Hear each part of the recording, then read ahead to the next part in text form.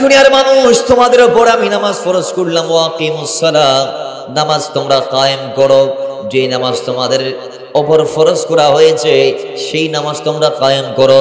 ওয়াতুজ যাকাত, এবং তোমরা যাকাত দান করো, যাকাত প্রদান করো।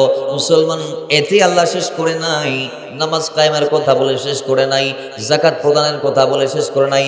আল্লাহ বলছে ওয়ারকাউ মা'আর রাকিন, এবং তোমরা রুকুকারীদের সাথে রুকু করো, কাতারভুক্ত হও। জোরে বলেন না সুবহানাল্লাহ। রুকুকারীদের সাথে রুকু করো মানে তোমরা জামাতে নামাজ আদায় করো। সুবহানাল্লাহ পড়েন। এখন আমাদের সমাজে বর্তমানে দেখা যায় জামাতে মানুষ কথা বলে না, আছে এমন কিছু বান্দা আছে, ইমাম সাহেবের সাথে একটু 19-20 হয়েছে বলে আজকের থেকে মসজিদ হারাম, বাড়ির ভিতর দরজা বন্ধ করে নিজে নিজে আদায় করবো, আমি ইমাম, আমি মুয়াজ্জিন, আমি মুক্তাদি। কথা বলেন ঠিক কি না? এটা করা যাবে? কথা বলেন না করা যাবে? ইমাম যদি সুন্নি হয়, মাথায় রাখবেন, ইমাম যদি সুন্নি হয়, ইমাম যদি নবীওয়ালা হয়, ইমাম যদি আল্লাহওয়ালা হয়, ইমাম যদি গোলামে মুস্তাফা হয়, ইমাম যদি আমার নবীর পক্ষের ব্যক্তি হয়, তাহলে ওয়াল্লাহি ইমামের সাথে যদিও বা আপনার ব্যক্তিগত কুন্দল থাকে, তো ব্যক্তিগত কুন্দলকে ব্যক্তিগত কুন্দলের জায়গায় রেখে মুস্তাফার প্রেমের খাতিরে হলো আপনাকে মসজিদে এসে ইমামের পেছনে ইক্তেদা করতে হবে, কাতারভুক্ত হতে হবে। জুড়ে বলেন না সুবহানাল্লাহ। প্রথমে আল্লাহ কি বলছেন? ওয়াকিমুস সালাহ। আমাদের দেশে একদল নামাজি আছে, আমি আলোচনা খুব ট্রুলি করব, আমল করার চেষ্টা করেন, বোঝার চেষ্টা করবেন। লাইন না বুঝলে হাত তুলবেন, হুজুর শব্দ হইবে, ন বুঝিবে আবার রিপিট করুন, আয় বোঝাই দিবেন, আসি দি যাই ইনশাআল্লাহ। আল্লাহ বুঝিলে তৌফিক দান করুক। আমি নিবে হালিয়া হইন দেরি হুজুরদ্দিন ভাই তুই আইয়ুন এবার তো খোদাই ফতোটা হর কি? ওয়াকিমুস সালাহ, তোমরা নামাজ কায়েম। নামাজ কায়েম কি হুজুর? নামাজ কায়েম মানে নামাজ প্রতিষ্ঠা করো। প্রতিষ্ঠা মানে কি হুজুর? নামাজ প্রতিষ্ঠা মানে নিজে পড়ো, ভাইকে ডেকে মসজিদে নিয়ে যাও, বাবাকে ডেকে মসজিদে নিয়ে যাও, দাদা নামাজ পড়ে না দ্বারে নিয়ে যাও, স্ত্রী নামাজ পড়ে না নামাজের তাগিদ দাও, সন্তান নামাজ পড়ে না তাগিদ দাও, বোন নামাজ পড়তে চাই না নামাজের প্রতি উদ্বুদ্ধ করো। এটার নাম কায়েম, এটার নাম প্রতিষ্ঠিত করা। মনে রাখবেন, কোরআন ডাক দিয়ে বলে কো আনফুসাকুম ওয়া আহলিকুম নারা, নিজে বাঁচো, পরিবারকে বাঁচাও। জোরে বলেন না সুবহানাল্লাহ। এখন আপনি নিজে বললেন, পরিবার কোথায় খবর নাই, এটার কি কোনো মূল্য আছে? আল্লাহ তো নামাজ পড়া এটা বলে নাই, আল্লাহ তো বলে নাই কারউস সালাহ, আল্লাহ এটা বলে নাই। আল্লাহ কি বলেছেন? আকিমুস সালাহ। আল্লাহ বলেছেন নামাজ কায়েম করো। পড়বা না, নিজে পড়ে অন্যকে পড়ার জন্য উদ্বুদ্ধ করবা, এটার নাম কায়েম। জোরে বলেন না সুবহানাল্লাহ। এবার আসেন মুসলমান, আমাদের সমাজে কিছু নামাজি আছে না নাই? নামাজের মধ্যে ভুলভাল, সূরা ফাতিহা জানে না, দোয়া কোনো জানে না, কেরাত ঠিক নাই, রুকু সিজদা করে না, তাহদিল আরকান চিনে না, নামাজের ফরজিয়ত 13টি যে আছে হুকুম আহকাম, যেগুলাকে আমরা আহকামে আরকান বলি, ভিতরে বাইরে 13 ফরজ, সেগুলা জানে না। এরকম কিছু মুসল্লি আছে। আল্লাহ বলছে, ও বান্দা, জীবন তো 60-70 বছর পারে গেল, আর কই বছর এমনি কাটাবি? একটা কাজ কর, যা নামাজটাকে মোকাম্মেল করে নে, নামাজটাকে পরিপূর্ণ কর। কেমন নামাজ? বলে নামাজ কেমন সেটা আল্লাহর হাবিবকে জিজ্ঞেস কর। ইয়া রাসূলুল্লাহ, ইহসান কাকে বলে জিবরাইল জানতে চাইলেন। আল্লাহ নবী বলে, ইহসান তাকে বলে আনতা'বুদাল্লাহ কান্নাকা তারাহু ফাইন লাম তাকুন তারাহু ফাইন্নাহু ইয়ারাকা। এমন ভাবে সিজদা দাও, এমন ভাবে রুকু করো, এমন ভাবে নামাজে দাঁড়াও, এমন ভাবে আমল করো যেন তুমি আল্লাহকে দেখে দেখে নামাজ আদায় করতেছো। জোরে বলেন না সুবহানাল্লাহ। তুমি দাঁড়িয়ে আছো, তোমার সামনে আল্লাহ আছে। তুমি রুকুতে যাচ্ছ, তোমার সামনে আল্লাহ আছে। তুমি সাজদাতে যাচ্ছ, তোমার সামনে আল্লাহ আছে। মনে রাখবেন, হাদিসে পাকের মধ্যে এটাও আছে, বান্দা যখন সিজদাতে গিয়ে কপালটা জমিনে লাগায়, বান্দার কপালের নিচে আল্লাহর কুদরতি কদমটা ফিট করে দেয়। এই জন্য নামাজ বান্দার মেরাজ। একটু জুড়ে বলেন না সুবহানাল্লাহ। নামাজ বান্দার মেরাজ কেন? অসংখ্য কাজ আছে, কারণ আছে। আমি ওদিকে যাচ্ছি না, একটা দিলাম দলিল।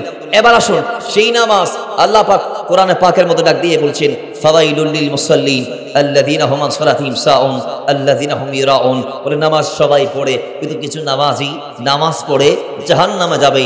আয় আল্লাহ, তারা কারা? কোরআন বলছে তারা ওরা কারা? বলে যারা নামাজ মানুষকে দেখানোর জন্য পড়ে আর নামাজে ভুল করে। জুড়ে বলেন নাউজুবিল্লাহ। তাহলে আমাদের সমাজও এরকম কিছু লোক দেখানো নামাজি আছে না নাই? আওয়াজে বোঝা যায় এটা নাই, বলতে হবে আছে কি না। আসিবে বলিলে কি পুলিশ আসি ধরে নিয়ে যাবে? তাহলে আরেকটু আল্লাহ আরো জোরে আছে বলার তৌফিক দান করুক। আমার ভাইয়ের আল্লাহ ডাক দিয়ে বলছেন, ফাওয়াইলুল লিল মুসাল্লিন। ওয়াইল নামক জাহান্নামের শাখায় ওই বান্দারা যাবে, ওয়াইল নামক দরজা দিয়ে তারা প্রবেশ করবে। আল্লাযিনা হুম আন সালাতিহিম সাউন আল্লাযিনা হুম ইউরাউন। দুইটা কাজ আল্লাহ বলেছেন, যারা নামাজের মধ্যে অতিরিক্ত ভুল করে আর যারা মানুষকে দেখানোর জন্য, পাবলিককে দেখানোর জন্য যারা নামাজ আদায় করে। মুসলমান, আজকে এই জিনিসটাতে আমরা সবাই অ্যাড এমন ভাবে হয়ে গিয়েছি, আজকে অনেকে যারা নামাজ আদায় করে দেখবেন তাদের ভিতর দুই প্রকার নামাজি আছে, বিশেষত দুই প্রকার নামাজিকে দেখা যায়। একদল নামাজি আছে বলে আমি নামাজ পড়বো মানুষদের কাছে ভালো সাজার জন্য, আল্লাহর জন্য নয়। এরা নামাজ পড়ে আবার পাশ দিয়ে যাওয়ার সময় করে মানুষ যদি আল্লাহর ঘরে না গিয়ে দাঁড়িয়ে থাকে তাদেরকে টেস গুতা মারে, ওরা দিয়ে দেখুস নামাজ সন্তার করতে হরিণ আরাধন না, বংশ হবি বরবাদ যাবি, তোর বাপও না পড়তো নামাজ তুইও না ফরস, তোর দাদাই না পড়তো তুইও না ফরস, তোর আর বেলে নামাজ হরিণ আরাধন। ওরা এই ধরনের নামাজ পড়ে গলা বড় করে আওয়াজ দিয়ে কথা বলে মানুষদেরকে নামাজের তুলনা দিয়ে উদাহরণ দিয়ে কিছু ব্যক্তি আছে যারা বলে দেখ আমরা আমাদের মতো পণ নামাজ। আবার অনেক আছে তো সাসাইও নিল আছে তুইও নিল অথবা আবার বাপ নামাজ না পড়লে বাপরিককে ট্যাগ লাগাই। এই ধরনের কিছু মুসল্লি আছে না নাই? আচ্ছা, এইটা বললে এটা নামাজ যে যারা বললেন এটা তো আজ জীবনও মসজিদে যাবে না, এটা হবো তাই নামাজ সত্যি না যাইতে তোল্লাই, কারণ এরা যাই এত তোর সেরা দেয়াম করিব দেই, ঠিক কিনা জুড়ে বলেন? আল্লাহ বান্দার নামাজ দিছে কেন? এবার আসেন, নামাজের একটা আমি সামাজিক প্রেক্ষাপট বলছি। সমাজে আমরা যারা নামাজি আছি, আল্লাহ আমাদেরকে 5 ওয়াক্তের নামাজ কয়বার দিয়েছেন?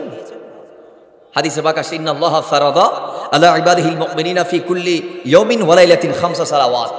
নামাজ দিনে রাতে 5 ওয়াক্ত ফরজ। হাদিসে পাকের ভাষায় কয় ওয়াক্ত? কি কি একটু নামটা বলতে পারবেন? ফজর, যোহর, আসর, মাগরিব, ঠিক আছে 5 ওয়াক্ত তো। আচ্ছা, নামাজে আমরা যাই, ইমাম সাহেব হুজুর যখন নামাজের জন্য দাঁড়ায় পিছনে একজন থাকে, ওনার নাম হচ্ছে মুয়াজ্জিন। উনি কি দেই? একামত দেই। একামত দেওয়ার পরে হাইয়া আলাস সালাহ বললে আমরা সবাই কাতারে, নাকি মুয়াজ্জিনের সাথে সাথে আমরাও দাঁড়াবো? আমরা কখন দাঁড়াবো? হাইয়াল আসসালাহ। নামাজের অনেক ওয়াকিয়া আমি বলবো ইনশাআল্লাহ, আপনারা একটু শুনবেন। হাইয়াল আসসালাহর সময় আমরা দাঁড়ালাম সবাই, এবার একই কাতারে কাঁধে কাঁধ মিলিয়ে। আল্লাহ 5 ওয়াক্তে 5 বার কেন দিলা? আচ্ছা, এবার আসেন কেন দিল, আমি একটু আমার ইমানের উত্তরটা দিয়ে দিচ্ছি। কোরআন হাদিস দিয়ে দিব না, আমার মন যেটা বলে উত্তর আমি সেটাই দিচ্ছি। আমাদের ভিতরে বায়ে বায়ে মনোমালিন্য আছে না নাই? বাবা আছে না মনোমালিন্য আছে না নাই? সাঁচাই ভাতি যাই আছে না? আচ্ছা বলুন, 5 ওয়াক্ত নামাজে 5 বার যদি চাচার সাথে বাতিজার সাথে দেখা হয় মসজিদে, কাঁধে কাঁধ মিলিয়ে যদি একই কাতারে যদি চাচার বাতিজা দাঁড়ায়, নামাজ চাচা বাতিজার সাথে বসলো, সালাম ফিরালো, আসসালামু আলাইকুম ওয়া রাহমাতুল্লাহ বলে বাতিজা চাচার দিকে ফিরলো, চাচাকে দেখলো, ভালোবাসা আরো বেড়ে গেল, ভেঙে গেল। এরপর আসসালামু আলাইকুম ওয়া রাহমাতুল্লাহ বলে যখন ওদিকে ফিরালো, চাচা বাতিজাকে দেখলো, ভালোবাসা আরো বেড়ে গেল। মুসলমান বলুন, যেই সমাজে নামাজ আছে ওই সমাজে কি কোনো ভেদাভেদ থাকতে পারে? কথা বলেন, পারে? দেখছেন আমার আল্লাহর সিস্টেম। এবার ফজর, যোহর, আসর, মাগরিব, এশা, তা আপনি যদি আপনার দুশ্মনদের দৈনিক 5 বার দেখেন, আপনি তো মুসলমান, অন্তরে ভালোবাসা আছে না নাই? কথা বলেন না? কোরআন ডাক দিয়ে বলে 4 পারা 2 নং পৃষ্ঠা সূরা আল ইমরানের 103 নং আয়াত আল্লাহ বলছে ওয়াজকুরু নি'মাতাল্লাহি আলাইকুম ইয কুনতুম আ'দান ফাআল্লাফা বাইনা কুলুবিকুম ফাআসবাহতুম বিনি'মাতিহি ইখওয়ানা। তোমাদের কলব আমি নবী আসার আগে ছিল বিদ্বেষে ভরা, আরে আমি এসে তো মহব্বতে ভরাই দিয়েছি। নবীর দেওয়া মহব্বত উম্মতের অন্তরে আছে না নাই? ওই মহব্বত দিয়ে যখন চাচার দিকে দেখবেন, চাচা যখন সালাম ফিরায় বাতিজার দিকে দেখবে, 1 বার 2 বার 3 বার 4 বার 5 বার, ভেদাভেদ তো একদিনের ভিতরে শেষ হয়ে যাবে, ঠিক কিনা বলেন? ইসলামের আর একটা সুন্দর তরিকা সালাম। সালাম দুশ্মনরে দিলে দুশ্মনের হৃদয় পর্যন্ত গলে যাবে বলে আপনি দিয়ে দেখেন না। সালাম কত বড় নিয়ামত, দুশ্মনকে দিলে দুশ্মনের পাথর পরিমাণ হৃদয় পর্যন্ত তোলার মতো নরম হয়ে যাবে। একটু জোরে বলেন না সুবহানাল্লাহ। আমার ভাইরা, সেই নামাজ কেমন নামাজ? কোরআন ডাক দিয়ে বলেন ইন্নাস সালাতা তানহা আনিল ফাহশাই ওয়াল মুনকার। এটা ওই নামাজ যেই নামাজ তোমাকে সমস্ত নিসিয়ান থেকে কেমন ভাবে হেফাজত করবে, যেমনি ভাবে নামাজি বান্দা নামাজ শেষ করে যখন গুনাহের দিকে পা বাড়াবে, নামাজ দেওয়ালের মতো প্রতিবন্ধক হয়ে যাবে। আর নামাজ বান্দাকে ডাক দিয়ে বলবে, এই আল্লাহর বান্দা ফজরের টাইমে তো আল্লাহর দরবার আল্লাহু আকবার বলে আল্লাহকে সবচেয়ে বড় বলে স্বীকৃতি দিয়েছস, ওই আবার জুমারের টাইম সামনে আসতেছে, মাঝখানে আল্লাহর নাফরমানিতে লিপ্ত হইস না, হওয়ার দরকার নাই। আরে তিনি তোর ওই খোদা যিনি তোর জীবনটা দিয়েছে, তোর সমস্ত যে সম্পদ আছে সবগুলা ইনি দিয়েছে, সুতরাং ওই খোদার বিরুদ্ধে গিয়ে জমিনের মধ্যে কোনো লাভ নাই, কারণ এই জমিন তোর চিরস্থায়ী ঘর নয়। এমন একটা দিন তোর জন্য সামনে অপেক্ষা করে, যেই দিন তোকে জমিন ছেড়ে কবরে যাইতে হবে। কথা বলেন ঠিক কিনা? নামাজ বান্দাকে স্মরণ করে দিবে আল্লাহর কথা। এজন্য কোরআন ডাক দিয়ে বলে, বান্দা তুমি যদি নামাজ পড়ো গোসার খাইতে পারো না, নামাজ যদি তুমি নিয়মিত আদায় করো সুদের ধার ধারতে পারো না, নামাজ যদি নিয়মিত পড়তে পারো তুমি গুনাহের দিকে কদম দিতে পারো না, কারণ তোমার ওই নামাজ এটা এমন একটা নিয়ামত, এটা এমন একটা ইবাদত, ইবাদত হিসেবে নিলে নেন, নিয়ামত হিসেবে নিলে নেন, বলে এটা ওই নিয়ামত, ওই ইবাদত যে ইবাদত বান্দাকে সমস্ত গুনাহ থেকে দূরে সরায় রাখে। জুড়ে বলেন সুবহানাল্লাহ। নামাজ হচ্ছে নূর। নামাজ কি? আসসালাতু নূরুন। নামাজ কি? দুনিয়া আখিরাতে নূর হিসেবে আমাদেরকে আলো দিবে, রওশনী দিবে। গুনাহ হচ্ছে অন্ধকার, নিসিয়ান হচ্ছে অন্ধকার। তা আলো আর অন্ধকার কি এক জায়গায় থাকতে পারে? তা নামাজের নূর যখন বান্দার কলবে চলে আসবে, অন্ধকার, কথা বলেন অন্ধকার। আরেকটু আসেন, কেমন নিয়ামত নামাজ, যেটা আল্লাহর হাবিব মেরাজের রাতে গিয়ে উম্মতকে এনে দিয়েছে। সুবহানাল্লাহ। মনে রাখবেন, নামাজ একমাত্র ইবাদত, সমস্ত ইবাদত আল্লাহর হাবিবের কদমে জমিনে এসেছে। নবী গিয়ে একটা ইবাদত এনেছে, সেটার নাম নামাজ। কখন আনছে? মেরাজের রাতে। কি জন্য আনছে? উম্মতকে বাঁচাতে আনছে। সুবহানাল্লাহ। আরেকটু জোরে বলেন, কেমন ইবাদত এই নামাজ? আল্লাহ নবী হাদিসের মধ্যে এলান দিচ্ছি, নামাজ হচ্ছে ওই ইবাদত যে বান্দা 5 ওয়াক্ত নামাজ দৈনিক আদায় করবে, মাঝখানে তার যা ভুল হয়েছে ছোটখাটো, নামাজ তার ওই ভুলগুলা মাফ করাই দিবে।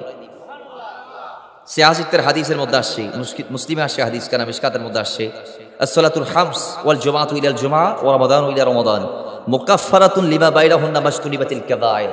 জোরে বলেন না সুবহানাল্লাহ। 5 ওয়াক্ত নামাজ, জুমার নামাজ, রমজানের রোজা, এগুলো যদি নিয়মিত পালন করতে পারেন, তাহলে 5 ওয়াক্ত নামাজ পড়ার মাঝখানে যে খালি জায়গাগুলো আছে, সেখানে আমি আপনি যে ভুলগুলা করেছি 5 ওয়াক্ত নামাজ সেগুলো মাফ করায় দিবে। 2 জুমা নিয়মিত যদি বছরে প্রত্যেক জুমা আদায় করতে পারেন, আল্লাহর হাবিব বলছে এই জুমার মাঝখানে 7টা দিন গ্যাপ আছে, নিয়মিত যদি কোনো বান্দা জমা পড়ে তার মাঝখানের গুনাহগুলো ওই জমা মাফ করে দিবে। আর রমজান মাসের রোজা, এই রমজানের রোজা রাখলেন, আগামী রমজানের রোজা রাখবেন, অথবা গত রমজানের রোজা রাখেছেন, এই রমজানের রোজা রাখলেন, আল্লাহর হাবিব ডাক দিয়ে বলছে মাঝখানে একটা বছরে তোমার যা ভুল হয়েছে, ছোট ছোট ভুলগুলা যেগুলাকে গুনাহে সাগীরা বলা হয়, 30 রমজানের রোজা নিয়মিত আদায় করতে পারলে, জুমা নিয়মিত আদায় করতে পারলে, পাঞ্জেগানা নামাজ নিয়মিত আদায় করতে পারলে, এই নামাজ, এই জুমা, এই রোজা তোমার মাঝখানের গুনাহগুলা মাফ করাই দেয়।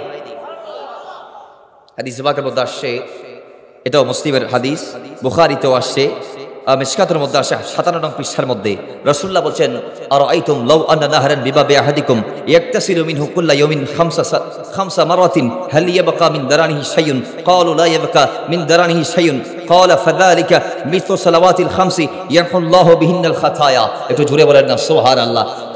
আল্লাহর নবী বলছেন, উম্মত, আমার সাহাবী, আমি তোমাদেরকে প্রশ্ন করব, তোমরা উত্তর দাও। রাসূল বলেন, বলো কোন ব্যক্তির ঘরের সামনে যদি একটা নদী থাকে, কি থাকে? তো নদীতে যদি সে যদি দৈনিক 5 বার গোসল করে, তাহলে তার গায়ের মধ্যে কি কোনো ময়লা অবশিষ্ট থাকবে? তার গায়ে কি কোনো ছাতা থাকবে? ময়লা থাকবে? রাসূল বলে এটাই হচ্ছে 5 ওয়াক্ত নামাজের উদাহরণ। কেউ যদি 5 ওয়াক্ত নামাজ পড়ে তার জীবনের গুনাহগুলো মাফ হয়ে যায়। আর একটু জোরে আমার বাইরে হাদিসের মধ্যে আসছে, আল্লাহ নবী ডাক দিয়ে বলেন, বান্দা যখন মুয়াজ্জিনের আযান শুনে মসজিদের দিকে যাত্রা করে, কদম দেই, প্রত্যেকটা কদমে বান্দার গুনাহগুলো মাফ হয়ে যায়, বান্দার দারাজাত বাড়তে থাকে, বান্দা মওলার করিব হতে থাকে, আর রহমত তাকে ভরপুর করে ঘেরাও করে। বলে বান্দা এবার ঘরের থেকে বের হয়ে হাঁটতে মসজিদে এসেছে, এবার ওযুর জন্য ওযুখানার ভিতরে ঢুকেছে। বান্দা ওযুর প্রারম্ভে 2 হাত কবজি পর্যন্ত যখন ধৌত করে ফেলেছে, সঙ্গে সঙ্গে বান্দার 2 হাতের কবজি পর্যন্ত স্থান দিয়ে বান্দা যা গুনাহ করেছে আল্লাহ সব মাফ করে দিয়েছে। বান্দা এবার কুলি করলো, গালের গুনাহ ঝরে গেল, নাকের মধ্যে পানি দিল, নাকের গুনাহ ঝরে গেল। এবার বান্দার চেহারা মোবারক, চেহারা ওয়াজুন মাসে করলো, ধৌত করলো, সমস্ত চেহারা থেকে বান্দার গুনাহগুলো আল্লাহ ঝরাই দিয়েছে। চোখের গুনাহ আল্লাহ পাক ঝরাই দিয়েছে, মুখের গুণ আল্লাহ ঝরাই দিয়েছে, নাকের গুণ আল্লাহ ঝরাই দিয়েছে, ফেসের গুণ আল্লাহ ঝরাই দিয়েছে। এবার বান্দা হাত মাসে করেছে, হাতের গুণ আর নাই। বান্দা এবার মাথা মাসে করলো, মাথার গুণাগুলা চলে গেল, গানের গুণা চলে গেল, কানের লুচির গুণা চলে গেল। এবার বান্দা যখন কদম ধুইল, বান্দার কদমের গুণাও আল্লাহ মাফ করে দিয়েছে। আরো জোরে মহাব্বতে এই তাসবিহ একবার বললে আসমান জমিন আল্লাহ পাক আমল দিয়ে সওয়াব দিয়ে ফিল আপ করে দেয়। এটা বলার দরকার আছে না নাই? আসুন এবার মুসলমান আল্লাহ নবী বলে, আবার বান্দার গুনাহ শেষ, বান্দার গুনাহ ঝরে গেল। বান্দা আবার মসজিদের ভিতর প্রবেশ করলো। বিসমিল্লাহি ওয়াস সালাতু ওয়াস সালামু আলা রাসূলিল্লাহ, এই সালাম দেওয়ার পরে বান্দা মসজিদের ভিতরে প্রবেশ করলো। আবার দোয়া পড়লো, আল্লাহুম্মা আফতাহলি আবওয়াব রাহমাতিক, আয় আল্লাহ তোমার নামে তোমার নবীর উপর দরুদ সালাম পাঠ করে মসজিদে প্রবেশ করলাম। আল্লাহ তুমি আমার জন্য তোমার রহমতের দ্বারগুলো উন্মুক্ত করে দাও। জুড়ে বলেন সুবহানাল্লাহ। এবার বান্দার জন্য আল্লাহ তার রহমতের দ্বার খুলে দিয়েছে। বান্দা আবার আল্লাহ থেকে হাত দুটা তুলে যা যা মন চায়, আল্লাহ আমার তো এটা নাই, এটা দাও না। সুবহানাল্লাহ। তো করে আল্লাহ বান্দারে দেয় কি দেয় না? দেয়। এখন আমরা ফাইনা কেন? ফাইনাটার কারণও আছে, আছে না নাই? একটু সামনে আসবে। এবার আসুন মসজিদের ভিতর প্রবেশ করে প্রত্যেক বান্দার জন্য 2 রাকাত তাহিয়াতুল উদু, অথবা কেউ কেউ পড়ে দুখুলুল মসজিদ, 2 রাকাত সুন্নত, আছে না নাই? কেমন ফজিলত একটু করে দেখেন। হাদিসের মধ্যে আসছে রাসূলুল্লাহ বলেছেন, ইন্নাল আবদা ইযা কামা ইলা সলাতি ওয়া ক্বালা আল্লাহু আকবার খারাজা মিন যুনুবিহি কায়াউমি ওয়ালাদাতহু উম্মুহু। রাসূলুল্লাহ বলেছেন, কোন বান্দা যদি মসজিদে প্রবেশ করে আল্লাহু আকবার বলে তাকবীর ওলা বাঁধে, তাকবীরে ওলা, যেটা নামাজের প্রারম্ভে আমরা বলি আল্লাহু আকবার বলে হাত উঠাই, বলে এটা তুলে নামার আগে আগে বান্দার সমস্ত গুনাহ মাফ হয়ে যায়। এমন ভাবে মাফ হয়, এমন ভাবে সে গুনাহ থেকে বের হয়, খারাজা মিন যুনুবিহি কায়াউমি ওয়ালাদাতহু উম্মুহু। ওই মায়ের পেট থেকে আসার সময় যেমন কোনো গুনাহ ছিল না, বান্দা মসজিদে গিয়ে উযু করে নামাজে দাঁড়িয়ে হাত উঠানোর পরে তাকবীর উলার হাত ছাড়ার আগে আগে আল্লাহ এমন ভাবে মাফ করে দেয়। আরেক হাদিসের মধ্যে আসছে, ফকি আল্লামা আবুল লাইস সামারকান্দি আলাইহি রাহমাত তানবীহুল গাফিলিনের মধ্যে হাদিস কারা নোট করেছেন। হাদিসের মধ্যে দেখা যায়, মান সাল্লা রাকাতাইনি মুকবিলান আলা আল্লাহ বিকলবিহি খারাজা মিন যুনুবিহি কায়াউমি ওয়ালাদাতহু উম্মুহু। কেউ যদি আল্লাহর দরবারে 2টা রাকাত কবুল করাইতে পারে, কয় রাকাত? আরো জোরে কয় রাকাত? বলে তাকে আল্লাহ এমন ভাবে মাফ করে দেয়, ওই মায়ের পেট থেকে আসার সময় যেমন কোনো গুনাহ ছিল না, তেমন বান্দার কোনো গুনাহই থাকে না। জোরে বলেন না সুবহান। হাদিসে পাকের মধ্যে ভিন্ন ভিন্ন ভাবে আসছে বর্ণনা। এবার আসুন সেই নামাজ কেমন ফজিলত। হযরতে ঈসা রূহুল্লাহ নাম শুনেছেন? ঈসা, যিনি আমাদের নবীর উম্মত হয়ে আবার আসবেন দুনিয়াতে। নাম কি বাবা? ঈসা রূহুল্লাহ। একদিন আল্লাহ দরবারে ফরিয়াদ করে, আল্লাহ আমি তোমার নিদর্শন দেখতে চাই। সুবহানাল্লাহ, জোরে বলেন। আল্লাহর কি দেখতে চাই? নিদর্শন। আল্লাহ বলে, ঈসা যাও না, নদীর পাড়ে গিয়ে দাঁড়াও, আমি দেখাবো। আমার বাইরে ঈসা রূহুল্লাহ চলে গেল নদীর পাড়ে। যাওয়ার পর আবার ঈসা নবী আল্লাহর দরবারে ফরিয়াদ করেন, আল্লাহ দেখা দাও, নিদর্শন দেখাও। ঈসা নবী দেখতে পাইলেন একটা পাখি, কত সুন্দর একটা পাখি, নদীর পাড়ে যে কাদামাটি আছে, ফুট আমরা যেগুলাকে বলি, ওই কাদামাটিকে নিজের পাকা মেরে মেরে শরীরে মালিশ করতে লাগলো। তাহলে পাখিটা একদম কাদাচ্ছন্ন, মাটিচ্ছন্ন হয়ে গেল। এবার সারা শরীর যখন কাদামাটি দিয়ে ভরপুর করে দিল, পাখিটা যখন অপবিত্র হয়ে গেল, নোংরা হওয়ার পরে ওই পাখি একবার ডানা মেরে নদীর মাঝখানে চলে গেল। মাছ বরাবর যাওয়ার পরে সে নদীর ভিতরে একটা ডুব মারলো, আবার উঠে গেল। ডুব মেরে উঠতে দেরি দেখা যায় পাখির শরীরে আর কোনো মাটি নাই, কাদা নাই, একদম পিওর হয়ে গিয়েছে। পাখি আবার ওড়ে আবার নদীর পাড়ে চলে আসলো, আবার মাটিগুলার শরীরের মধ্যে মালিশ করলো। মাটি মাখার পর আবার নদীর মাঝখানে গেল, ডুব মারলো, আবার মাটিগুলা ঝরে গেল। এইভাবে একবার নয়, দুইবার নয়, টানা 5 বার মাটি শরীরের মধ্যে মালিশ করলো। আর মালিশ করার পর পরই নদীর পাড় থেকে উড়াল মেরে নদীর মাঝখানে গিয়ে ডুব মেরে পরিষ্কার হলো। এই জিনিস যখন, এই দৃশ্য যখন ঈসা নবী 5 বার দেখলেন, একটা না, কথা বলেন কয়বার? ঈসা নবী বলে, আল্লাহ দেখতে চাইলাম, এমন নিদর্শন দেখাইলা যেটা আমি বুঝতেও কম, যেটা আমি বুঝতেও পারতেছি না। আল্লাহ বলে দাও এটা কি দেখাইলা? আমার ইলমের মধ্যে আল্লাহ জানান পাচ্ছি না, বুঝতে পারছি না এটা কি দেখলাম। আল্লাহ বলে, জিবরাইল যাও না, ঈসা রুহুল্লাহর খেদমতের আঞ্জাম দাও, গোলামি করার সুযোগ এসেছে, যাও জানিয়ে দাও। গেলেন, যাবার পর বলে, হুজুর এটা হচ্ছে ওই নবীর উম্মতের নামাজের উদাহরণ, যেই নবীর উম্মত হওয়ার জন্য আপনি আল্লাহর দরবারে ফরিয়াদ করেছেন। আপনি আখিরি জামানায় যেই নবীর উম্মত হয়ে জমিনে যাবেন, এটা সেই নবীর উম্মতের নামাজের শিক্ষা, উদাহরণ।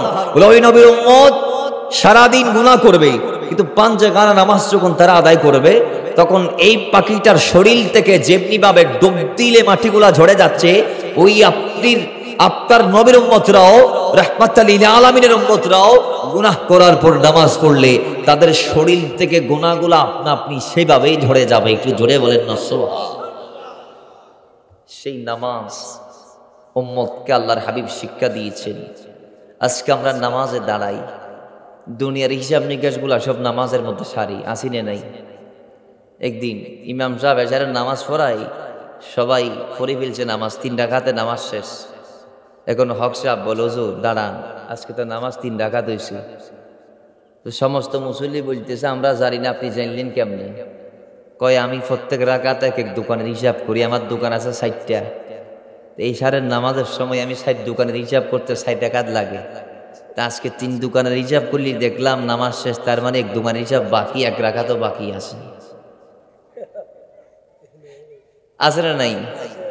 হ্যাঁ, নামাজে দাঁড়াইছে আমাদের এলাকার মরহুম যারা চলে গেছেন বা যারা আছেন, নামাজে দাঁড়াই বাড়ির মধ্যে বড় একটা রুই মাছ নিয়ে গেছেন। রুই মাছের মাথা চিন্তা নামাজের ভিতর, উম্মতের আছে না নাই?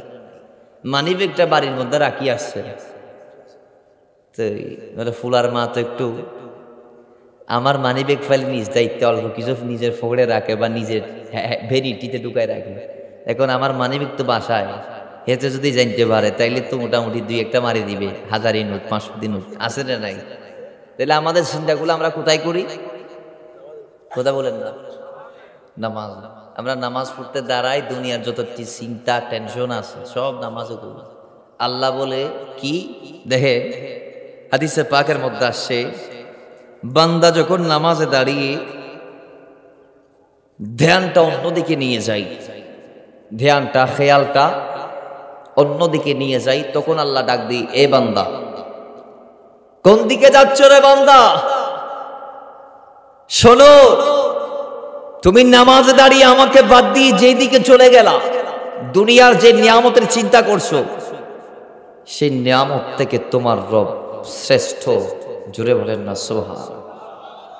তুমি নামাজ পড়তে সূচনায় আমারে বললা, পড়ার শুরুতে আল্লাহু আকবার, আল্লাহর চেয়ে বড় আর কেউ। এখন ওই বড় রবটারে বাদ দিয়ে তুমি আবার দুনিয়ার কোন দিকে চলে যাচ্ছ?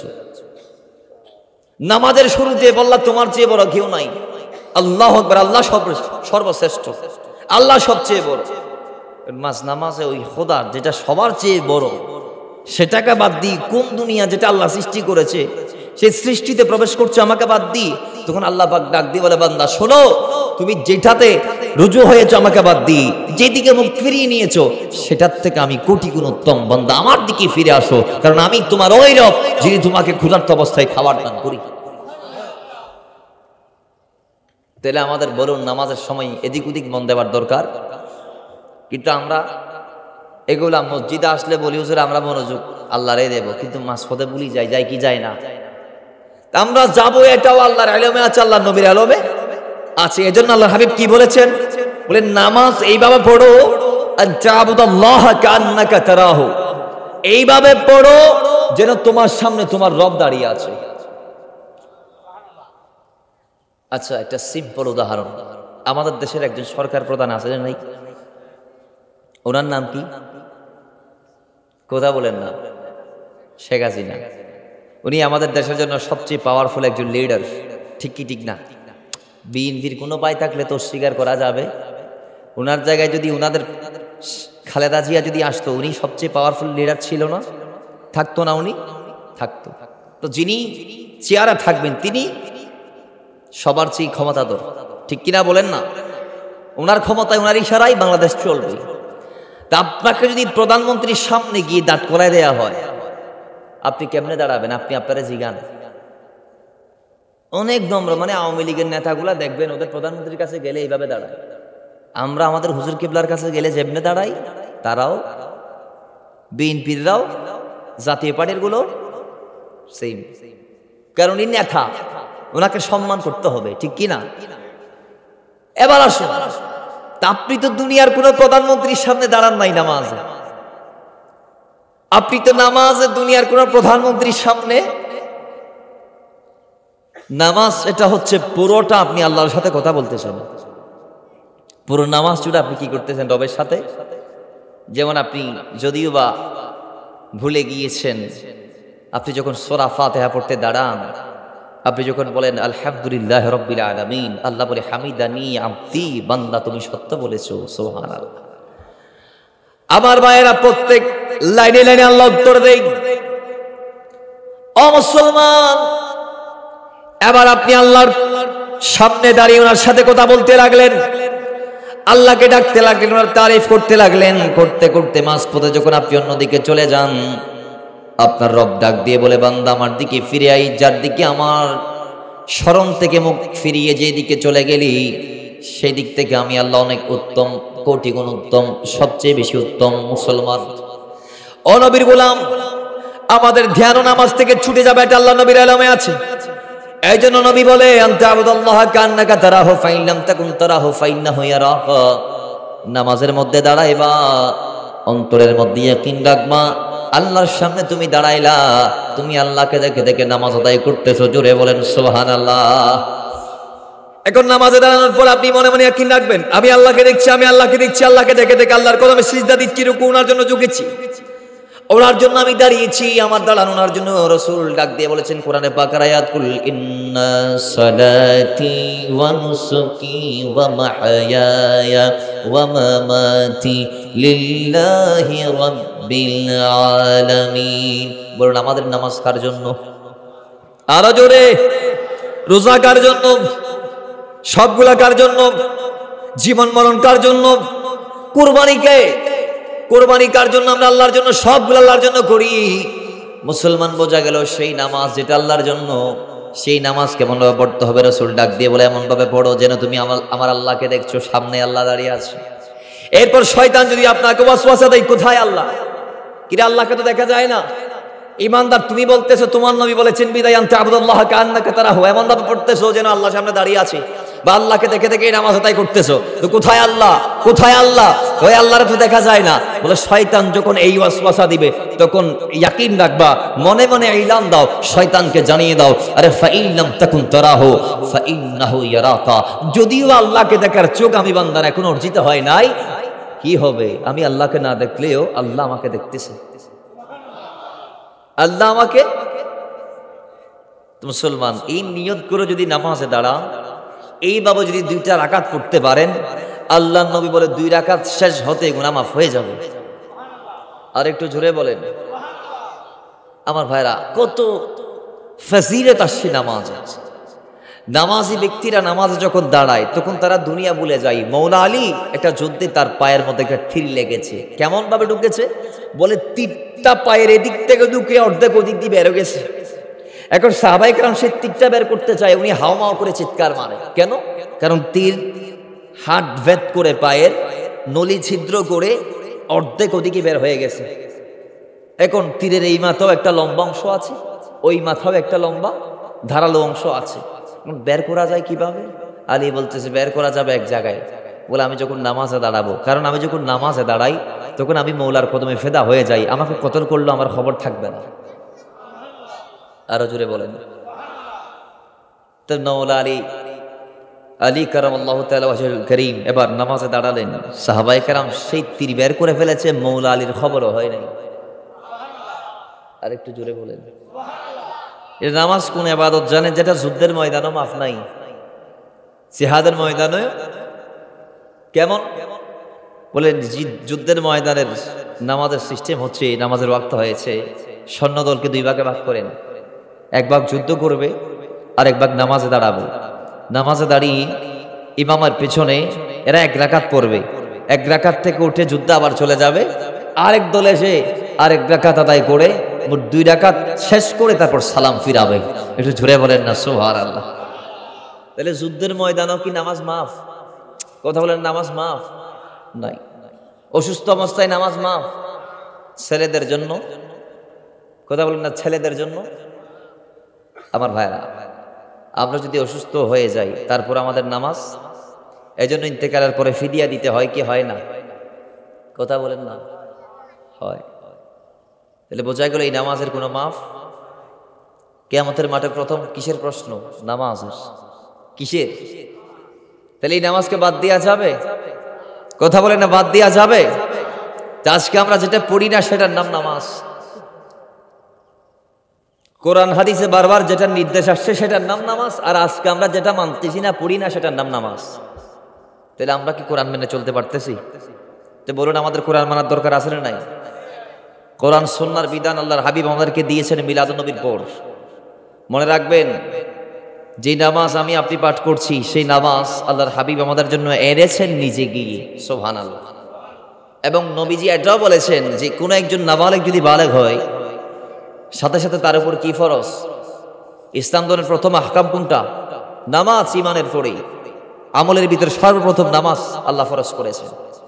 মনে রাখবেন, কোনো হিন্দু যদি মুসলমান হয়ে থাকে, তাহলে সে যদি বালেগ হয় সঙ্গে সঙ্গে তার উপর নামাজ ফরজ। বিলম্ব করা যাবে? কথা বলে না, বিলম্ব করা যাবে? তাহলে এই আমলের গুরুত্ব আছে না নাই? আল্লাহ আমাদেরকে পড়ার তৌফিক দান করুক। আর একটু জোরে বলেন। দ্বিতীয় নম্বর যে বিষয়টা আমাকে দিয়েছেন সেই বিষয়টা হচ্ছে নবীজির শাফাআত। সুবহানাল্লাহ পড়েন। নবীজির কি? শাফাআত।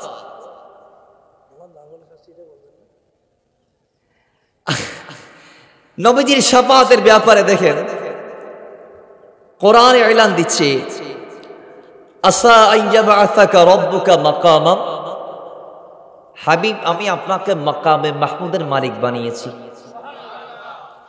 মাকামে মাহমুদ এটা কি? এটার অনেক তাফসীর এসেছে।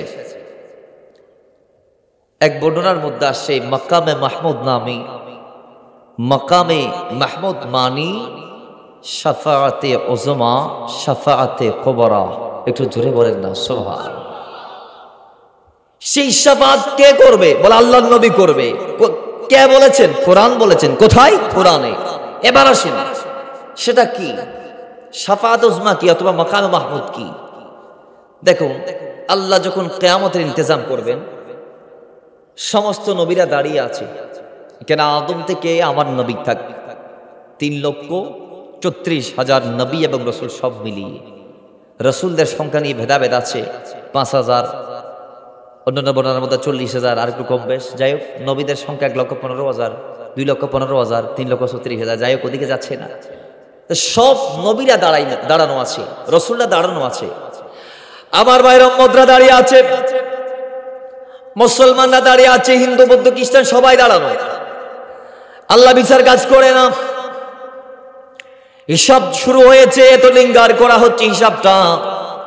মানুষ একটানা 50,000 বছর দাঁড়িয়ে আছে। দুনিয়ার মানুষ 50,000 বছর দাঁড়ানোর পর এমন অবস্থা হবে। আমি একটু করে বর্ণনা দিতে চাই। ওইখানকার 50,000 বছর মানে দুনিয়াবে কয় বছর একটু খেয়াল করেন।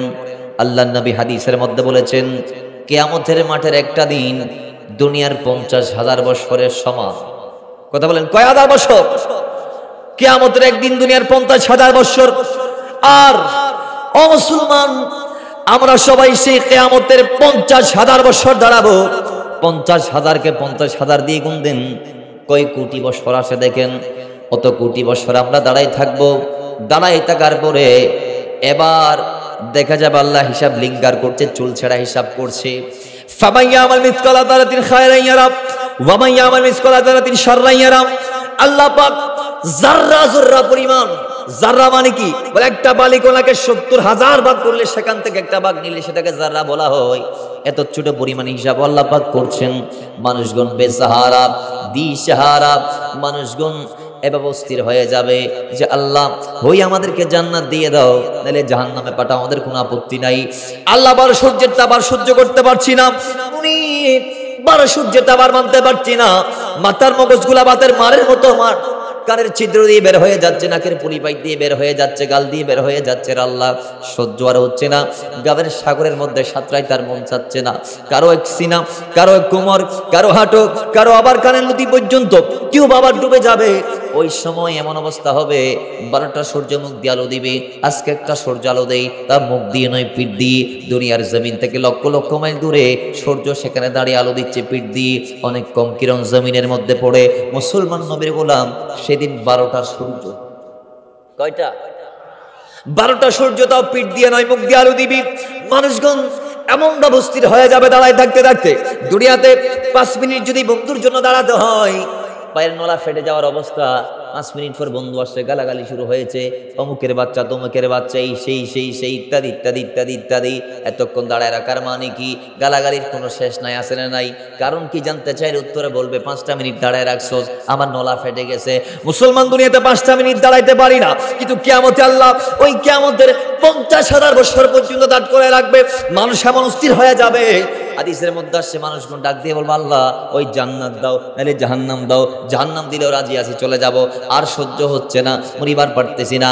এই মতো অবস্থায় আল্লাহর নবী শাফায়াতে উজমাটা করে দিবেন। শাফায়াত উজমা মানে কি? বলে শাফায়াত উজমাটা এইভাবে, আল্লাহর নবী সিজদার মধ্যে পড়ে যাবে, আল্লাহ পাক আমার নবীকে সিজদার মধ্যে রাখবেন। আল্লাহ পাকের কোরআন ডাক দিয়ে বলে, মান দাল্লাযী ইয়াশফাউ ইনদাহু ইল্লা বিইযনিহি। জোরে বলে আল্লাহ পাক অনুমতি দিবে, ইয়া রাসূলুল্লাহ, ও নবী আপনি মাথা ওঠান, আমার কাছে চান, আপনাকে দেয়া হবে। নবীকে চাওয়ার জন্য বলবেন কে? কোরআনের বিভিন্ন জায়গায় আসছে মান দাল্লাযী ইয়াশফাউ ইনদাহু ইল্লা বিইযনিহি। তাফসীরের এতেবার আরো বিভিন্ন জায়গায় আসছে যে আল্লাহর অনুমতি ক্রমে শাফাত করা সম্ভব হবে। সুবহানাল্লাহ। কে করতে পারবে? আল্লাহ যাকে করতে বলবে তিনি। আল্লাহ যদি বলে তাহলে সে শাফাত করতে পারবে, আর যদি আল্লাহ না বলে শাফাত করার ক্ষমতা আছে? কথা বলেন না আছে? কিতাবের মধ্যে আসছে, কোরআনের মধ্যে আসছে, মা মিন শাফিঈন ইল্লা মিন বাদি ইযনি। এটা হচ্ছে কোরআনে পাকের সূরা ইউনূসের 30 নং আয়াত। সুবহানাল্লাহ। আল্লাহ বলবে আল্লাহর অনুমতি ব্যতীত কোনো শাফাত কবুল করা হবে?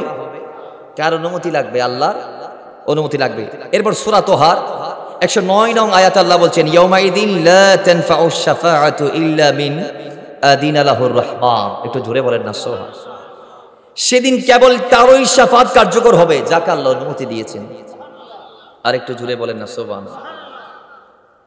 এরপরে আল্লাহ পাকের কোরআন আরো আমাদেরকে এলান দিচ্ছে, মান দাল্লাযী ইয়াশফাউ ইনদাহু ইল্লা, সূরা বাকারার 255 নং আয়াত, আয়াতুল কুরসির মধ্যে যেটা আমরা পড়ি, 3য় পারা, আয় হায় প্রথম পৃষ্ঠা। বলে এটা হচ্ছে ওই নবী যাকে আল্লাহ প্রথম শাফাত করার হুকুম দিবেন, অনুমতি দিবেন, এরপর নবীজি শাফাত করবেন। সুবহানাল্লাহ। এই হাদিসটা আবার কোথায় আছে দেখুন, ইমাম মুসলিম রাদিয়াল্লাহু তাআলা মুসলিম শরীফের 2য় খণ্ডে 275 নং পৃষ্ঠার মধ্যে নোট করেছেন। ইমাম তিরমিজি রাদিয়াল্লাহু তাআলা জামে তিরমিজির মধ্যে 520 নং পৃষ্ঠার মধ্যে নোট করেছে। ইমাম ইবনে মাজাহ সুনান ইবনে মাজাহর মধ্যে 391 নং পৃষ্ঠার মধ্যে হাদিস কারা নোট করেছে। হাদিসের মধ্যে দেখা যায় হযরতে ইবনে আব্বাস রাদিয়াল্লাহু তাআলা থেকে রওয়ায়াতকৃত হাদিস, আর ইবনে আব্বাস قال قال رسول الله صلى الله عليه وسلم وانا اول الشافع واول مشفع يوم القيامه ولا فخر। একটু জোরে বলেন না সুবহান। নবী বলছে আমি ওই নবী যেই নবী সর্বপ্রথম আল্লাহর দরবারে শাফাত করবে। ওয়া আনা আউয়ালু শাফিঈন ওয়া আউয়ালু মুশাফফাইন ইয়াউমাল কিয়ামাতি ওয়ালা ফাখরা।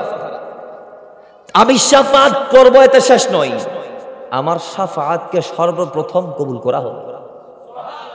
তার মানে আমার আগে কারো শাফাত কবুল করা হবে, এবং কেউ শাফাত করবে কেমন ভাবে?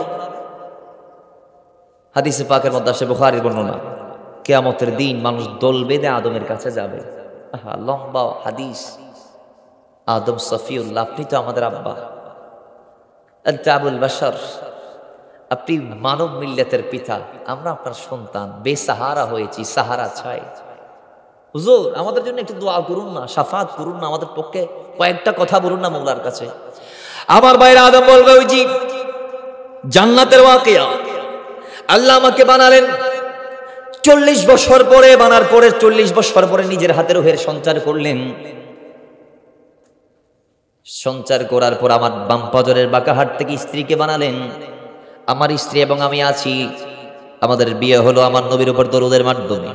আল্লাহ বলে, আদম উসকুন আনতা ওয়া যাওজুকাল জান্নাহ, আদম জান্নাতের মধ্যে থাকো, বসবাস করো, যেমন চাই খাও, যেমন চাই পান করো, যেদিকে মন চাই ভ্রমণ করো। লা তাকরাবা হাযিহিস শাজার, ওই গাছের নিকট যাওয়া যাবে, শুধু একটা গাছ। কথা বলেন কয়টা? জান্নাতের মধ্যে কয় কোটি গাছ ছিল আল্লাহ জানে, আল্লাহর নবী জানে। সুবহানাল্লাহ। আল্লাহু ওয়া রাসূলু আলাম। বলে যেতে মন চাই কে জনা আদম, জেলে মন চাই ভ্রমণ করো, খাবার লই সফর করো, কিন্তু ওই লা তাকরাবা যাওয়া যাবে না কাছে হাযিহিস শাজার, ও গাছিবের ডাহাতি জন যাইতো না। আদম সফিউল্লাহ জান্নাতে ভ্রমণ করতে করতে করতে করতে শয়তানের মাধ্যমে প্ররোচিত হয়ে যে গাছের কাছে না যাইতে বলেছে, সেই গাছের কাছে আল্লাহ না যাইতে বলার পরেও গিয়েছেন। তাহলে একটা আত্মত্যাগ তিনি আমাদের জন্য দিয়েছিলেন। অনেকে বলে আদম ভুল করেছে, নাউজুবিল্লাহ মিন যালিক। নাউজুবিল্লাহ না হন তারা বহুত আলেম ওয়াজ করে, তো আদম তো ভুল হইয়া তাহলে নারা ভুল করে দি, এবার কি আদমে ভুল করছে না? আচ্ছা, আদমের খোদায় বানাই কিল্লাই আর বাপরে বানাই দে দুনিয়াত ফাটাই বেললাই, খোদাই ফেরেশতার কি হইয়ে ইন্নী জাইলুন ফিল আরদি খলিফা, আই আদম বানাই দি জমিনে ফাটাই বেললাই। আদম বানাই জান্নাত কিলে ঢুকাই দিলেন খোদা, খোদাই জান্নাত ঢুকাই দি, দোয়াকের কারণ আছে। কি কারণ? ওদের জান্নাত ঢুকাই দি এরও কারণ আছে।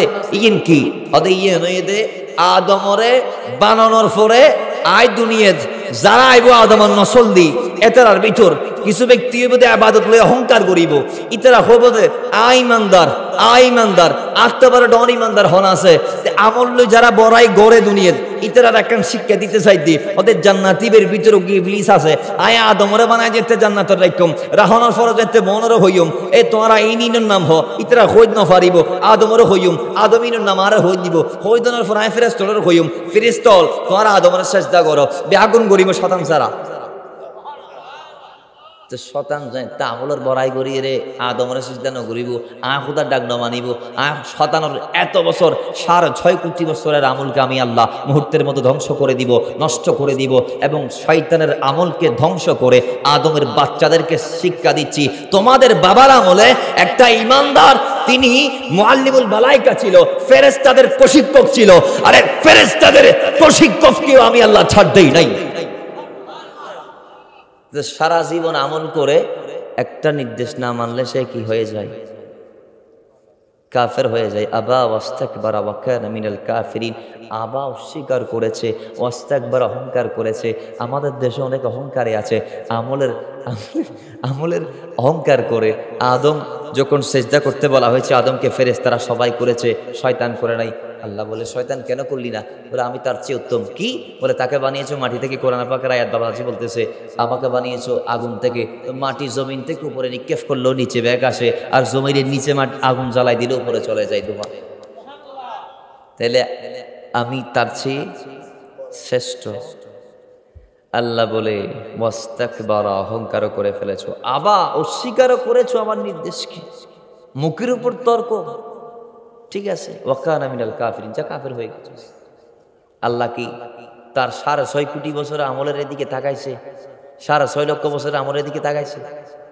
এমন কোন স্থান নাই যেখানে শয়তানের সিজদা পড়ে নাই আজাজিলের। তাহলে বলুন, ঈমান হারা হতে একটা সেকেন্ডও লাগে? আজকে একদল নবী ওলির বিরুদ্ধে অপপ্রচার চালায়, আসে না নাই? সুন্নি ভাইরা মিলাদুন নবীর মাহফিল সাজাইতে চাইলে মাদা দেয়, আসে না নাই? তাদের খাই দেয় কাজ নাই, আর জ্বলানো তাদের কাজ কি?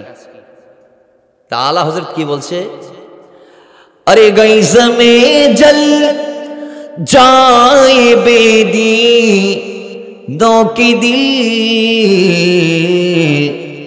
सिर्फ या रसूल अल्लाह की कसरत कीजिए या रसूल अल्लाह की कसरत कीजिए दुश्मने अहमद पिशीदत कीजिए मुल्हिदों का क्या मुरूवत कीजिए अल्लाहुम्मा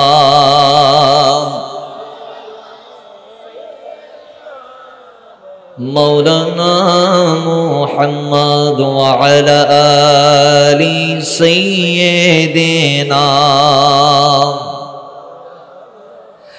আমার ভাইরা এবার সেইদিন আদম নবীর কাছে যাবেন।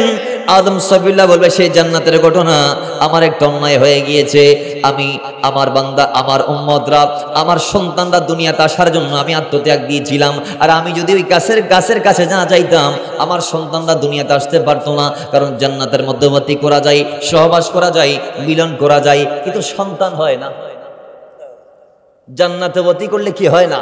সন্তান। তা আমি হাওয়ার সাথে যদি এক কোটিবারও মিলন করতাম জান্নাতে সন্তান আসতো না। তা আল্লাহ বলেছে সন্তান জমিনে পাঠাবে, আমার ছেলেদের মাধ্যমে জমিনটাকে আবাদ করবে। তা আমি আমার সন্তানদেরকে আসার ব্যবস্থা করে দিয়েছি, আত্মত্যাগ দিয়েছি। একটু জোরে বলেন না সুবহানাল্লাহ।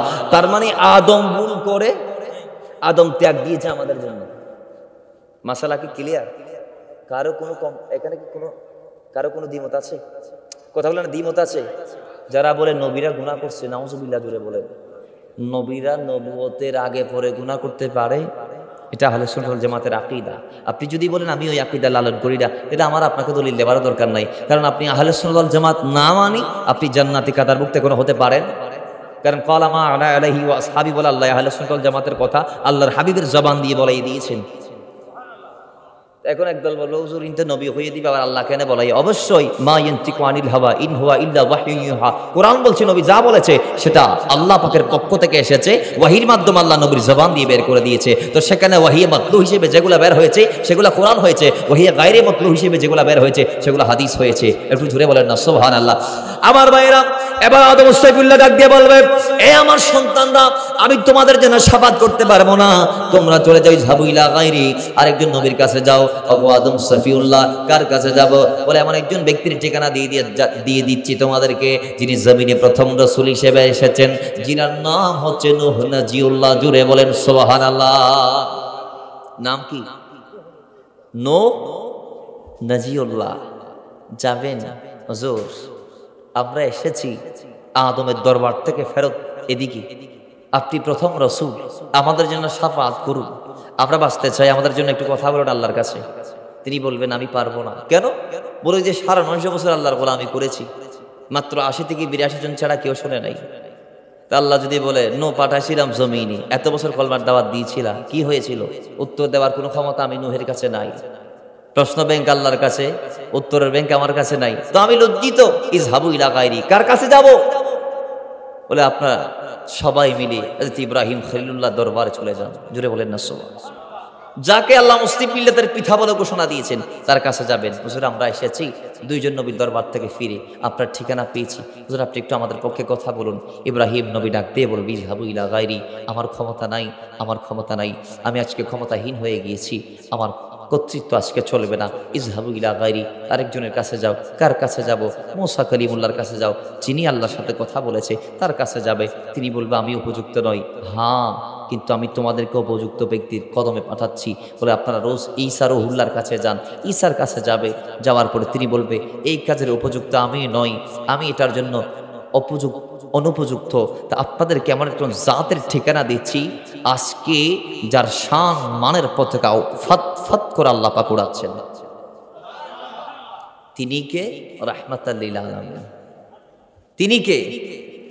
হাদিসে পাকের মধ্যে আসে এবার সবাই মিলে যখন আমার নবীর কাছে যাবে, সবাই মিলে যখন আমার নবীর কাছে যাবে, নবীর কাছে যাইতে দেরি আমার নবী ডাক দিয়ে বলবেন আনা লাহা, আনা লাহা, আনা লাহা। আরে আজকে তো উম্মতকে শাফাত আমি রাসূলই করব। কারণ এটার বাজেট কার জন্য বরাদ্দ হয়েছে? বাংলাদেশ সরকারের বিভিন্ন নির্দিষ্ট মন্ত্রণালয় আছে না নাই? ভূমি মন্ত্রণালয়, রেল মন্ত্রণালয়, হ্যাঁ, খাদ্য মন্ত্রণালয়, এইভাবে প্রত্যেকটা সেক্টরকে আল্লাহ বলেন না, আর একটু জুড়ে বলেন। তাহলে কিয়ামতের মাঠে যে একটা দায়িত্ব আছে, সেই দায়িত্বটার দায়ভার আল্লাহর হাবিবের কাঁধ মোবারকে দিয়ে দিয়েছেন। তো নবীর কাছে যাইতে দেরি, শাফাআত একদল অস্বীকার করতে চায়, বলে আল্লাহ নবী শাফাআত করিন না আরিব, তুমি কিয়ামতের মাঠে তার নবী সম্মান দেইব, নবী বিজলির মতো দৌড়াদৌড়ি ছোটাছুটি করে উম্মতের বাঁচার দিন দেইলে উনি স্টুক না করিব না, মরণের পর আবার মরিব দে, আল্লাহ মরিবার আগলে নবী চিনিব তৌফিক দান করে। উনারে আর নবীর দুনিয়ার সামরা শক্তি সিরিন না পার উনারে স্টুক করে বইতে হবে, ও মারে দুনিয়াতে নবী বেরে মেডি হইলাম ইবেতে আজি জলতে দেই দি ইবেন নূর আজি গুড়া কিয়ামতের মাঠের মানুষ বেগুন ঝলমল ঝলমল করে বিয়াগুন বুবার মতো হইতে এতে কি সুমারি বইতে কি নবী বে দৌড়াদৌড়ি করেন উম্মতুল্লাহ হইলাম কি দেয়ের কি আর হুজুর হইলি ডর হুজুর অল্প করে দিদি হইলি নবী বাঁচাইতে না পারিব, নবী এন করিতে না পারিব, নবী ইন্ন জানে, নবী আল্লাহর দরবারে নাউজুবিল্লাহ, আল্লাহর দরবারের সামনে নাকি আমার নবীজি চামার কামারের চেয়ে নিকৃষ্ট, নাউজুবিল্লাহ জোরে বলেন।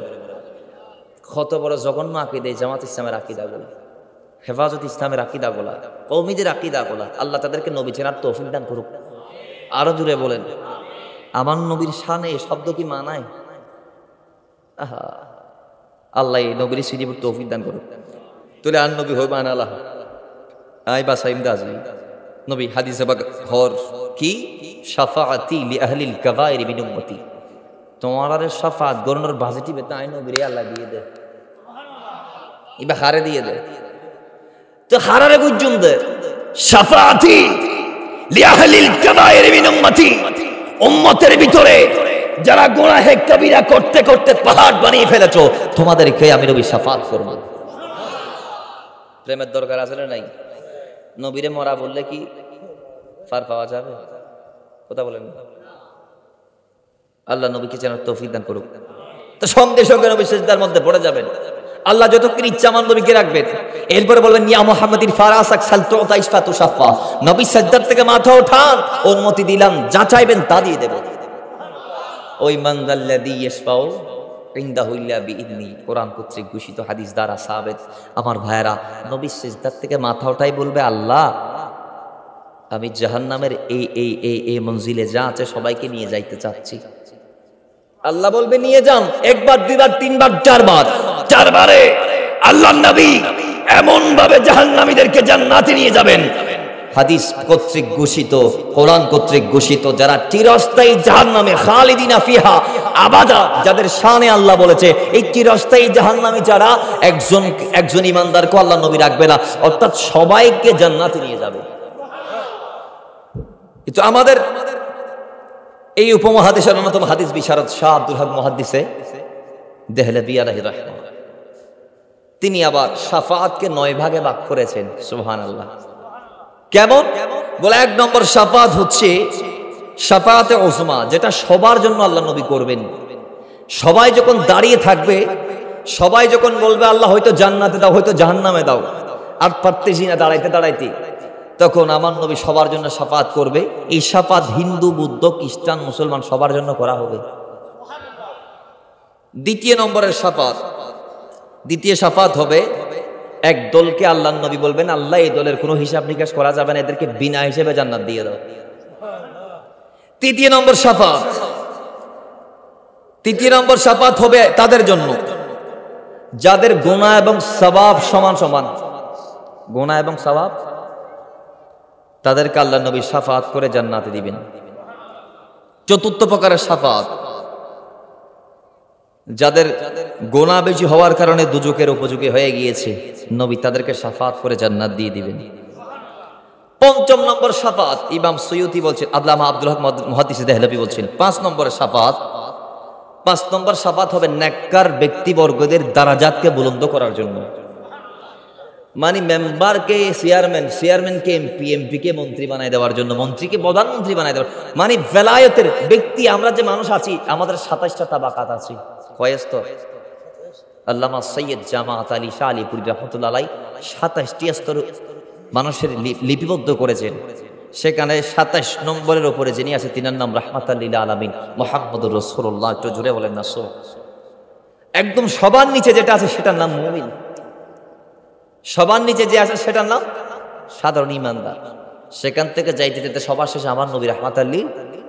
তাহলে এইভাবে 5ম নম্বরের শাফাত আল্লাহ নবী করবেন ইমানদারদের মর্যাদা বৃদ্ধির জন্য। 6ষ্ঠ নম্বর শাফাত করবেন আল্লাহ নবী একদলকে দোজকে নিক্ষেপ করা হয়েছে, তাদেরকে দোজক থেকে জান্নাতে দেওয়ার জন্য। সুবহানাল্লাহ। 7 নম্বর শাফাত করবেন আমার নবী কাদের জন্য? বলে যারা চিরস্থায়ী জাহান্নামী, তাদের কারো কারো আযাবকে হালকা করে দেওয়ার জন্য। সুবহানাল্লাহ। 8 নম্বরের শাফাত আমার নবী করবেন কাদের জন্য? বলে 8ম প্রকারের শাফাতটা করবেন জাহান্নামের দরজাকে উন্মুক্ত করে দেওয়ার জন্য। দরজা কি করে দিবেন? লাই খুলে দিবেন লাই। 9 নম্বরের শাফাতটা আল্লাহ নবী করবেন যারা মদিনা জিয়ারত করবে তাদের জন্য। একটু জোরে বলেন না সুবহান। তাহলে আল্লাহ তার হাবিবকে শাফাতের ক্ষমতা দিয়েছেন, এটা কোরআন সুন্নাহ দ্বারা সাবিত প্রমাণিত। তা আমাদের উচিত হবে সব সময় নবীজির শাফাত কামনা করা, কারণ আমরা এটা জানি নবীর শাফাত ছাড়া কোনো ফিরো বাঁচতে পারবে না। ঠিক কি না? নবীজির শাফাত ছাড়া কেউ বাঁচতে পারবে? হাদিস পাকে এটাও আসছে একজন হাফেজে কোরআন 10 জনকে জান্নাত দিবে, একজন আলেম অনেকজনকে জান্নাত দিবে। ইভেন কি আলেমের সাথে যার একটা ভালো সম্পর্ক বন্ডিং আছে, একসাথে বসে চা খাইছে, সালাম দিয়েছে, সম্মান করছে, আলেমরা তাকেও ফেলে যাবে না। সুবহানাল্লাহ। হাদিস পাকে এটা আসছে আল হাজু ইয়াশফাউ, একজন হাজি শাফাত করবে কয়জনকে? বলে তার পরিবারের অথবা ভিন্ন ভিন্ন পরিবারের 400 জন চিরস্থায়ী জাহান্নামীকে একজন হাজি শাফাত করে জান্নাত দিবে। এজন্য নবী ডাক দিয়ে বলছে যারা হাজি আছে হজ করতে যায়, হজ করতে আসার আগে আগে হাজিদের সাথে গিয়ে দেখা করো, বাড়ির ভিতর কদম দিবার আগে আগে দোয়া ফলো, আত্তুলি দোয়া করো, ইবের মাধ্যমে তোমার গুনাহ মাফস, ইবা আত্তুলি তোমার দোয়া কবুল। আর কেনা বড় করি ফলো আল্লাহ আর মদিনা ওয়ালার শাফাত দান করুক। আর নবীজির শাফাত ছাড়া হনগতি আছে না? হনগতি আছে না? একদল শাফাতের বিরুদ্ধে কথাবার্তা হদ্দা আছে না নাই? হতাহন্না আসলে নাই। আল্লাহ তাআলা নবী কি চিনিব তৌফিক দান করুক।